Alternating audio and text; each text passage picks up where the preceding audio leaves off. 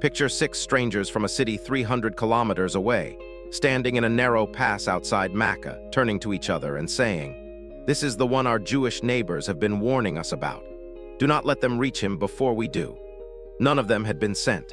None of them had been asked. They had simply been listening for years to people who were waiting for exactly this man, and they recognized him before almost anyone in his own city would. That recognition, in a quiet pass called Aqabah, is where the road to a new home for this message actually began. After Ta'if rejected him, after the stoning, after the orchard and the supplication, he did not stop looking. Every pilgrimage season, every gathering at the markets of Ukaz, Al-Majana, and Dihil Majaz, he went to the tribes camped there and offered them the same message. Most said no. Banu Hanifa gave him, by the source's own description, the ugliest answer of all. A chief of Banu Amir tried to strike a bargain instead, protection in exchange for political succession after him, a deal he refused outright. Command belongs to God, he told them. Through all of this, his own uncle followed him from tribe to tribe. Abu Lahab trailed behind him at every meeting, calling him a misguiding innovator, urging each new group not to listen before they even had the chance to decide for themselves.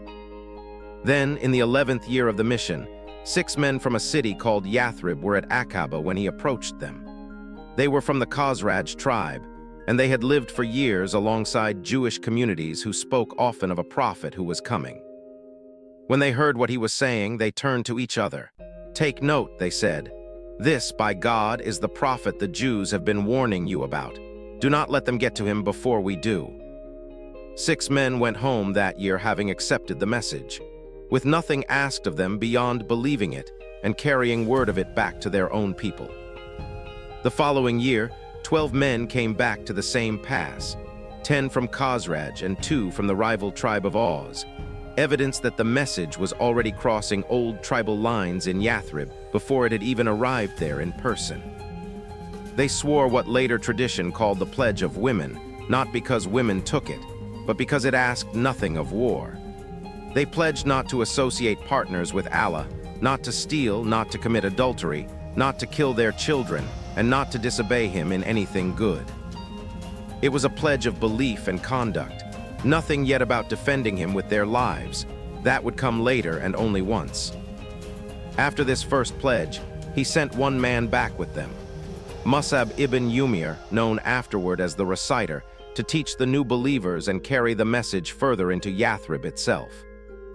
One encounter from that mission stands out. Mus'ab was teaching in a garden belonging to the clan of Banu Zafar when 2 of its chiefs arrived to stop him. Uzayd ibn Hudayr and Sa'd ibn Mu'adh came with open hostility, ordering him to leave their territory. Mus'ab did not argue with them. He asked only that they sit and listen first. They did. By the time he finished reciting, both men had accepted the message on the spot. Sa'd ibn Mu'adh went straight to his own clan afterward and told them plainly, "I will not speak to a single man or woman among you until you believe in Allah and his messenger." By that same evening, every member of Banu Abd al-Ashhal had accepted Islam. One man, sent without an army or any authority but the words he carried, had just converted an entire clan in a single day, starting with the 2 men who had come to silence him. In the 13th year of the mission, a much larger delegation came to Makkah during the pilgrimage season. 73 men and 2 women, Nusayba bint Kab and Asma bint Amr, met him again at Aqabah, in secret, in the middle of the night during the days of Tashrik, specifically to avoid Quraysh noticing. This time the pledge was different in kind, not just in size. They appointed 12 representatives among themselves, 9 from Khazraj, 3 from Aus, and pledged to protect him the way they would protect their own wives and their own children, and to fight whoever fought him. One of them asked the obvious question before they committed to that. "If we do this and you are victorious, will you leave us and return to your own people?" He smiled at the question and answered, "Blood is blood, and blood shed without retaliation is blood shed without retaliation. You are of me, and I am of you. I will fight whoever you fight and make peace with whoever you make peace with." This was no longer a pledge to simply believe. It was a pledge to die for him if it came to that, sworn by people who had traveled hundreds of kilometers to make that promise to a man most of Makkah still wanted dead. As the pledge was being completed, something tried to expose them. The sources record that a voice cried out from the highest point of Aqabah in the night, in the most piercing tone anyone there had heard, identifying the gathering and demanding to know if the people of the stations wanted to follow a blameworthy man and the apostates with him. Whether or not Quraysh heard that cry directly, by morning they had heard something. They confronted the Yathrib pilgrims who had come for the ordinary pilgrimage, the ones with no knowledge of the secret meeting, and those men denied anything had happened sincerely because they genuinely knew nothing. Quraysh eventually found out the truth anyway. They caught one of the men involved, Sa'd ibn Ubadah, tied his hands to his neck, and dragged him back toward Makkah by his hair. He was only freed because of an old trading relationship with Mus'ab ibn Adi, the same man who had walked the Prophet Yathrib back into Makkah armed and protected after Ta'if. The same family, twice now, stepping in at the exact moment it mattered most.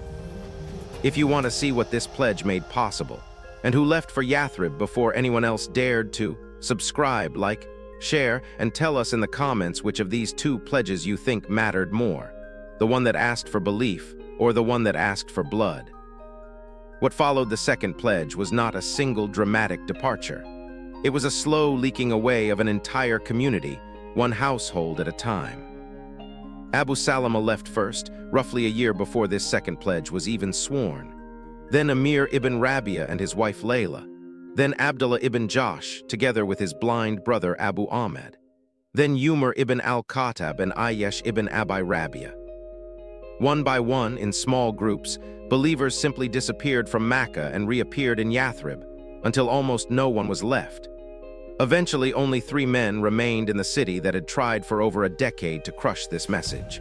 The Prophet Yathrib himself, Abu Bakr, and Ali. Quraysh had pushed an entire community out of their own homes. What they had not yet realized was that an empty house in Makkah and a growing one in Yathrib meant the center of the story had already moved, and they had not been the ones to decide it.